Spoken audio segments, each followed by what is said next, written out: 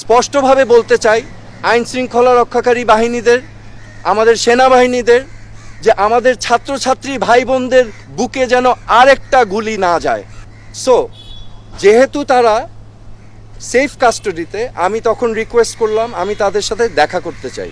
তো প্রতি উত্তরে আমাকে জানানো হয়েছে যে দেখা করতে চাইলে ঊর্ধ্বতন কর্তৃপক্ষের পারমিশন নিয়ে আমার দেখা করতে হবে তাদের সাথে। বাংলাদেশের মুক্তিযুদ্ধ নেতৃত্বদানকারী বাংলাদেশের প্রথম প্রধানমন্ত্রী তাজউদ্দিন আহমেদ এবং সৈয়দ জোহরা তাজউদ্দিনের সন্তান, এবং আমি নিজেই একজন রাজনীতিবিদ হিসেবে আমি 2 টার্ম বাংলাদেশ সংসদের সদস্য ছিলাম, স্বরাষ্ট্র প্রতিমন্ত্রীর দায়িত্ব পালন করেছি এবং এখন আমি একজন সাধারণ নাগরিক। আমি আজকে এই ব্যাকগ্রাউন্ড এবং একজন সাধারণ নাগরিক হিসাবে আমি ডিবি অফিসে এসেছি, কারণ আমি বাংলাদেশের সকল মানুষের মতোই